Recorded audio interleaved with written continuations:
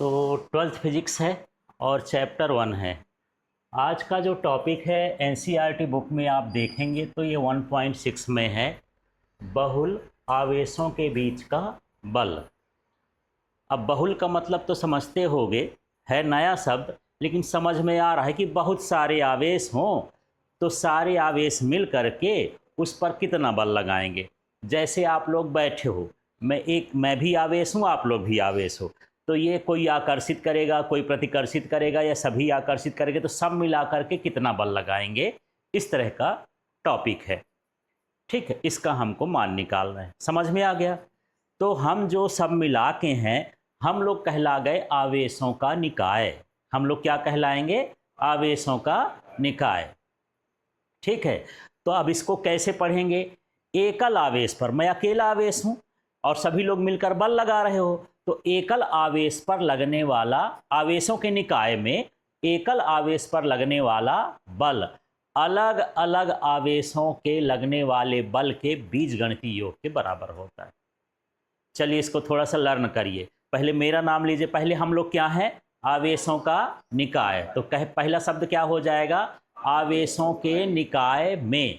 फिर मेरा नाम, एकल आवेश पर लगने वाला बल। क्या बोलोगे? एकल आवेश पर लगने वाला बल। फिर ये अलग अलग आवेशों के कारण लगने वाले बल के बीजगणितीय योग के बराबर होता है। ठीक है, तो यही है कि जब सारे बल मिलकर के लगाएंगे तो आपस में मिक्स नहीं होंगे। इनका कितना बल लग रहा है, इनका कितना बल लग रहा है, इनका कितना बल लग रहा है, सारे बलों को हमको क्या कर देना है? जोड़ देना है। और बीजगणितीय योग का मतलब चिन्ह सहित जोड़ना है। जैसे मान लो प्रतिकर्षण है तो प्रतिकर्षण के लिए हम माइनस लगा लेंगे, आकर्षण के लिए प्लस लगा लेंगे। इस तरह का चिन्ह सहित हम उसका इस्तेमाल करेंगे। तो देखिए इसका कथन क्या कहला गया।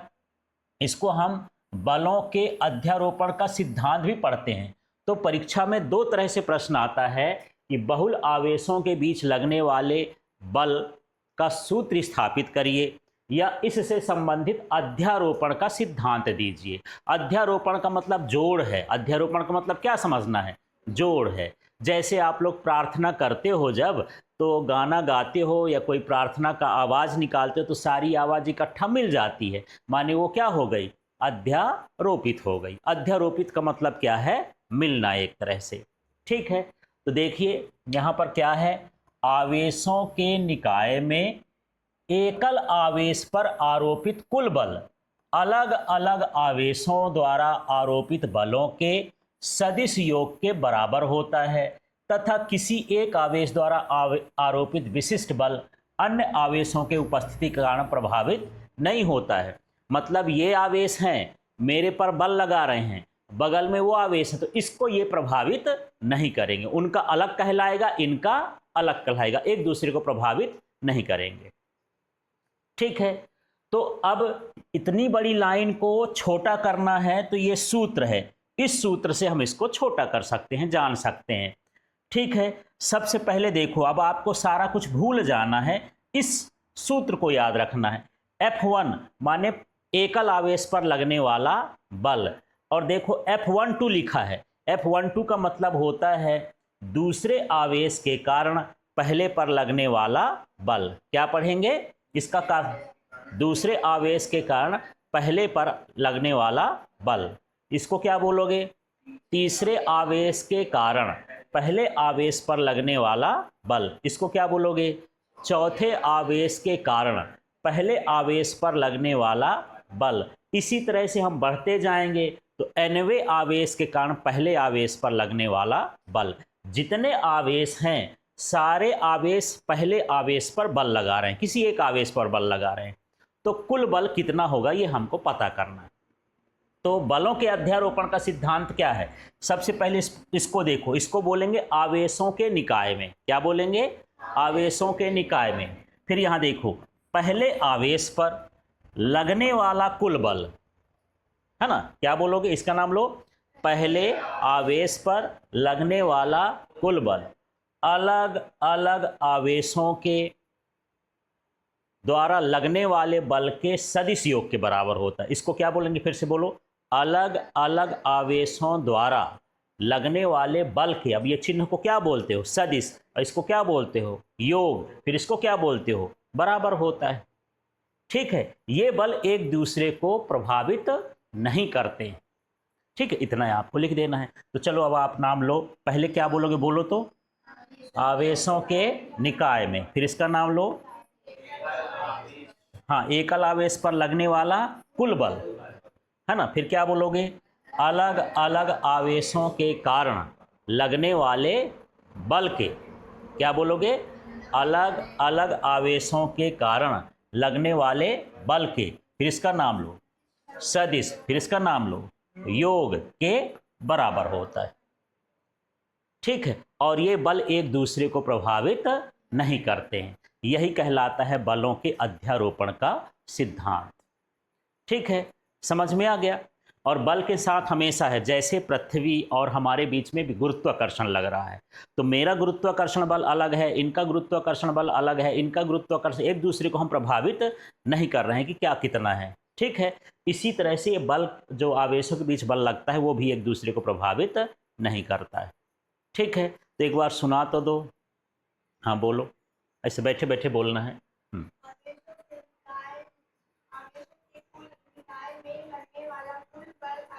नहीं, एकल आवेश पर लगने वाला कुल बल।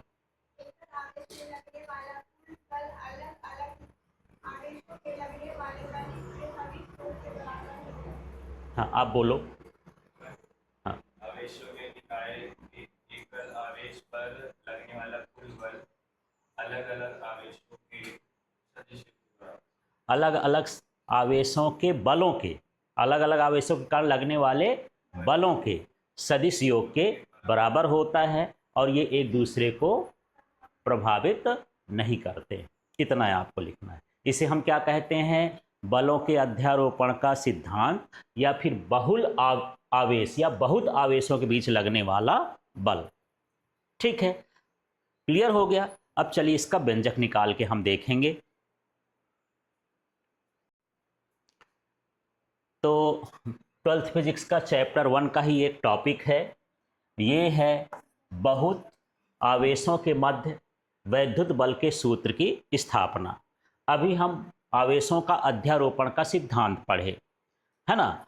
तो उसमें यही है कि यदि सारे आवेश किसी एक आवेश पर बल लगाएं तो कितना बल लगेगा, इसके लिए हमको क्या चाहिए? सूत्र निकाल लेते हैं। तो हम मान लेते हैं कि मेरे पास 3 तरह के आवेश हैं। एक आवेश मान लेता हूं यहां है, ठीक है। एक आवेश मान लेता हूं यहां है, और एक आवेश मान लेता हूं यहां है। ठीक है, इस आवेश को मान लेता हूं कि ये वाला जो आवेश है ये Q1 है, ये आवेश क्या हो गया? Q2 हो गया, ये आवेश क्या हो गया? Q3 हो गया। इस तरह के आप आवेश मान सकते हो। यहाँ पर मैं मान लेता हूँ कि ये इसका ऑरिजिन है, मूल बिंदु है। इसको हम क्या लिख लेते हैं? O। जहाँ से सबकी दूरी नापते हैं वो क्या कहलाता है? मूल बिंदु कहलाता है। तो यहाँ पर कितने आवेशों का निकाय दिख रहा है आपको? 3 आवेशों का।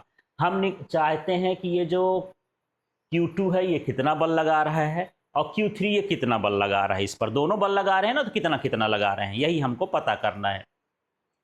तो सबसे पहले एक काम करते हैं, इनका हम सदिश बना लेते हैं ना। देखो कैसे बनाएंगे। ये मान के चलो ये हो गया, तीर सहित आपको खींच देना है। एक ये भी हो गया, और ये हो गया, इस तरह से, है ना। अब इसकी हम दूरी यहाँ पर लिख लेते हैं कि जब Q1 है तो O से दूरी इसकी क्या कहला गई? R1। ठीक है, इसकी दूरी क्या कहलाएगी? 3 लिखा है तो इसमें क्या लिख देते हैं? R3। और ये वाला जो हो जाएगा ये हो जाएगा R2, माने 2 वाले का 2 है, 1 वाले का 1 है, और ये। अब हम ये जानना चाहते हैं कि ये सभी मिल करके कितना बल लगा रहे हैं। Q1 इस पर कितना बल लगाएगा और किस दिशा में लगाएगा। तो आप क्या सोचते हो? इसका चिन्ह कुछ नहीं तो क्या है? प्लस। इसमें कोई चिन्ह नहीं तो क्या है? प्लस। इसमें भी क्या है? प्लस। प्लस प्लस के बीच क्या होता है? प्रतिकर्षण। तो प्रतिकर्षण बल का तीर कहाँ की ओर लगता है? बाहर की ओर कि अंदर की ओर? मैं सदिश रूप बताया था। सदिश रूप में 2 चीज बताया था, आपको शायद याद होगा। एक बार हम यहाँ आवेश लिए थे, इधर इधर तीर लगाए थे, और एक बार हम आवेश लिए थे यहाँ अंदर अंदर तीर लगाए थे, F12 और F21 वाला। तो ये किसको बताता है? आकर्षण को। अंदर अंदर तीर हो तो किसको बताता है? आकर्षण को, और बाहर हो जाए तो किसको बताता है? प्रतिकर्षण को। समझ में आ गया? तो अब हम देखते हैं, यहाँ पर हम इस पर बल देखेंगे, कितना कितना बल लग रहा है उसको देख लेते हैं। तो देखो, मान लो Q2 है और ये Q1 पर बल लगाएगा तो इसकी दिशा कहाँ की ओर होगी? इधर की ओर हो जाएगी। समझ में आ गया? और जो ये Q3 है, ये बल लगाएगा तो इसकी दिशा कहाँ की ओर होगी? ये होगी। ये बल की दिशा के लिए मैं बनाया हूं, यहाँ पर आपको ध्यान देना है। इस बल का नाम क्या हो जाएगा? किसके किसके बीच का बल है ये? Q1 और किस पर है? Q2 के। तो इसको क्या बोलोगे? इसको लिखेंगे F12। क्या लिखेंगे? माने पहले आवेश पर बल लग रहा है, किसके कारण? दूसरे के कारण। तो अब बताओ, इसमें क्या लिखूं मैं? इस तीर में क्या लिखूं? ये 3 है और ये क्या है? 1 है ना? तो 3 पहले लिखना है कि 1 पहले लिखना है?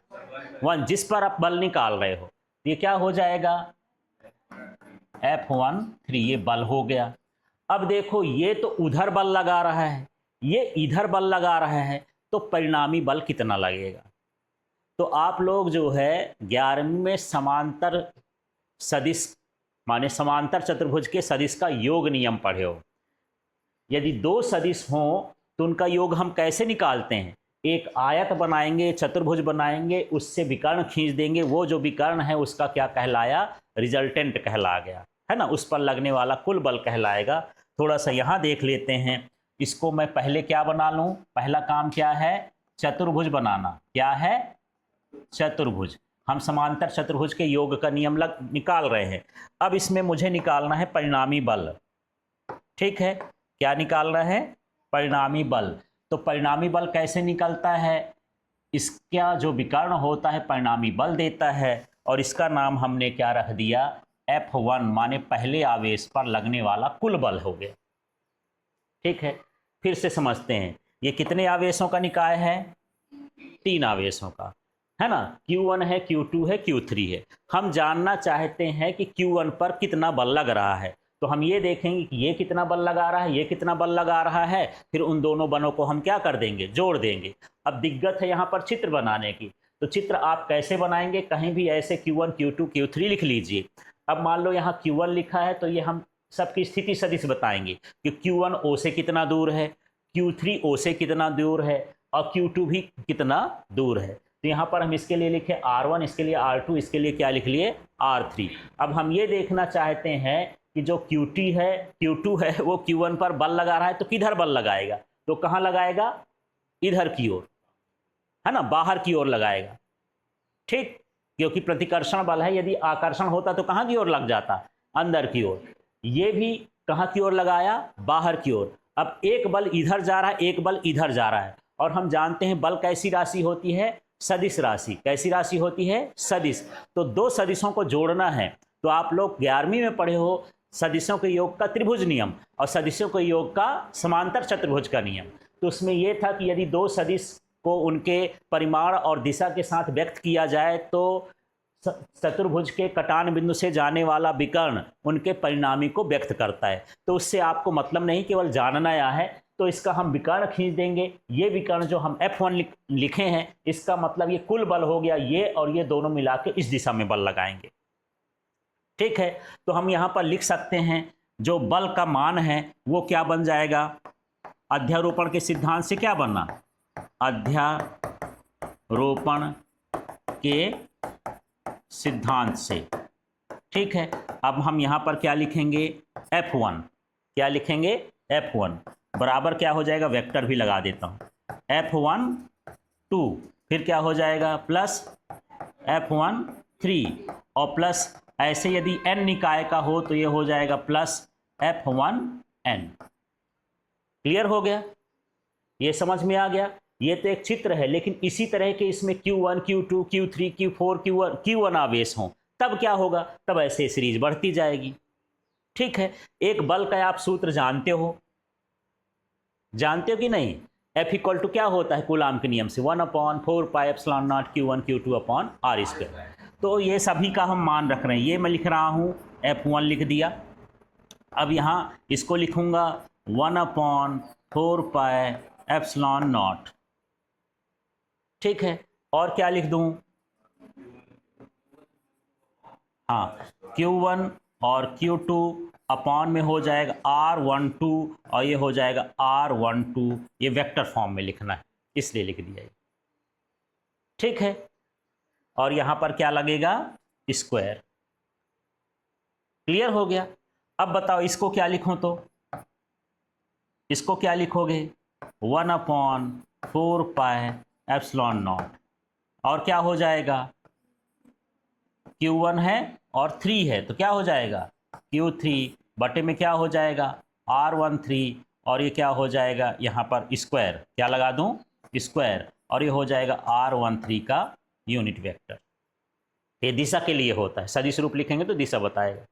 ठीक है, इसी तरह से यदि मैं लिखता जाऊं तो अब बताओ Fn के लिए क्या लिखेंगे? 1n के लिए क्या लिखेंगे? 1/4 पाई एप्सिलॉन नॉट, Q1 है और ये Qn कहला जाएगा। यहाँ क्या हो जाएगा? R1n, और यहाँ हो जाएगा R1n, ये। ठीक है, और यहाँ पर क्या रहेगा? स्क्वायर रहेगा। तो केवल एक सूत्र आप इस्तेमाल कर रहे हो, F इक्वल टू क्या? 1/4 pi epsilon not Q1 Q2 upon में R स्क्वायर। ये जो सामान्य सूत्र है इसको हम सदिश फॉर्म में इस तरह से लिख दिए। ठीक है, तो ये इसके बलों का सूत्र कहला जाएगा। क्लियर हो गया? अब ये सवाल आपको करना है, यदि परीक्षा में आ जाएगा कि बहुल आवेशों के मध्य वैद्युत बल के लिए सूत्र की स्थापना कीजिए। ठीक है, तो कभी कभी ये प्रश्न को बड़ा भी कर देता है। प्रश्न कैसे कर देता है? मिला के दे देता है कि बलों का अध्यारोपण का सिद्धांत लिखिए और इसके लिए सूत्र की स्थापना करिए। तो अध्यारोपण का सिद्धांत मैं यहीं पर बताया हूँ। क्या बोलोगे? इससे पढ़ोगे, आवेशों के निकाय में एकल आवेश पर लगने वाला कुल बल अलग अलग आवेशों के कारण लगने वाले बल के सदिश योगफल के बराबर होता है। ठीक है, यही तो आपको लिखना है, और ये बल एक दूसरे को प्रभावित नहीं करते हैं। लास्ट में ये भी कंडीशन लिख देना है। ठीक, इसके बाद यदि सूत्र की स्थापना करोगे तो इस तरह से आप चित्र बनाओगे। चित्र बनाने की स्टार्टिंग कैसे करना है? सबसे पहले यहाँ पर क्या लिख लेना? O से कोई एक Q2 बना लेना, Q3 बना लेना, इधर क्या बना लेना? Q1। इसको जब आप ये मिलाओगे तो डिस्टेंस लिख दोगे। यहाँ की डिस्टेंस Q1 की क्या कहलाएगी? R1, Q2 की क्या कहलाएगी? R2, और Q3 की क्या कहलाएगी? R3। ठीक है, अब बात हो गई इसके यहाँ पर अब आना है कि यहाँ पर कैसे बनेगा। इस लाइन को सीधे जाने दोगे, तीर बना दोगे तो ये क्या कहलाएगा? F13, और इसकी दूरी को आप ऐसा लिख सकते हो, ये R31 हो गया। इसकी दूरी क्या कहलाएगी? R31, यहाँ से यहाँ तक। ठीक है, दूरी भी लिख सकते हो। अब यहाँ पर ये जो Q2 वाला है इसको सीधा बढ़ा दोगे तो ये क्या कहलाएगा? Q2 से किए हो ना, R12, तो इसमें भी दूरी लिख लोगे R12, ये लिख दिए। ठीक है, अब यहां पर हम देख लेते हैं, यहां पर 13 लिख देते हैं। 31 लिख दिया हूं, 13 या 31 जो भी लिखना हो दोनों चल जाएगा। ठीक है, इस तरह से आप लिख दिए हो। अब इसका सबसे पहला क्या बनाओगे? एक समांतर चतुर्भुज बना लोगे। चाहे वो आयत जैसे बने, कैसे बने, आपको क्या बनाना है? चतुर्भुज। चतुर्भुज से आप वहां पर इसके बिंदु से एक विकर्ण खींच दोगे, तो जो विकर्ण खींचोगे वो कहलाएगा F1, माने दोनों आवेशों के कारण लगने वाला ये क्या कहलाएगा? कुल बल कहलाएगा। चित्र बनाने के बाद आप चित्र के बारे में लिखेंगे। कैसे लिखेंगे? माना आवेशों के निकाय में Q1, Q2, Q3 dash dash Q1 आवेश हैं, जिनके स्थिति सदिश R1, R2, R3 dash dash Rn हैं, है ना। तो अध्यारोपण के सिद्धांत से इस पर लगने वाला कुल बल, और इसके बाद इसको लिख दोगे। इतना आपको करना है। ठीक है, तो शब्द क्या लिखोगे बताओ? माना Q1, Q2, Q3 dash dash Q1 आवेश किसी निकाय में है, या शुरू में भी निकाय जोड़ सकते हो, जिनके क्या स्थिति सदिश R1, R2, R3 हैं। ठीक, तो अध्यारोपण के सिद्धांत से Q1 पर लगने वाला बल, और इसके बाद ये दो लाइन आपको लिख देना है। इतना आपको काम करना है। ठीक है, चाहो तो इसको छोटा भी कर सकते हो सिग्मा लगा करके। अब देखना कुल बल को हम कैसे लिखेंगे फाइनली, F1। अब नई चीज़ यहाँ पर सीखना, ये F1 कहला गया। अब यहाँ पर 1/4 पाई एप्सिलॉन तो सब में है ना, इसको मैं क्या लिख देता हूँ, बाहर 1/4 पाई एप्सिलॉन नॉट। और यहाँ पर लगाऊंगा सिग्मा। सिग्मा जानते हो कब लगाया जाता है, जब जोड़ होता है बड़ा सा तो उसको छोटा करने के लिए। अब यहाँ पर जो बचा ये Q1 है, तो ये Q1 ही रहेगा। सब में 1 1 है ना, सब में 1 1 है, तो हम क्या लिखेंगे, Q1। लेकिन ये जो बढ़ रहा है, ये 2 हुआ, 3 हुआ, 4 हुआ, 5, ये बढ़ता जा रहा है, तो इसको लिखूंगा, क्या लिखूंगा, QI। क्या लिख देते हैं, आई का मतलब स्टार्टिंग कहाँ से हो रहा है, इनिशियल नंबर क्या है, तो आई कहाँ से हो, आई बराबर कितना हो गया, 2। अब ये जाना कहाँ तक है, इसको n तक, तो यहाँ पर क्या लिखेंगे, n। और बटे में देखो यहाँ पर क्या लिखा है, r का स्क्वायर।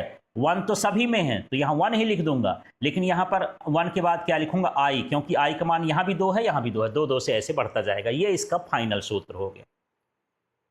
ठीक है, तो थोड़ा सा मैं इसको मिटाता हूं और इसके बाद अब आपसे पूछता हूं कि कैसे कैसे आप लिखेंगे।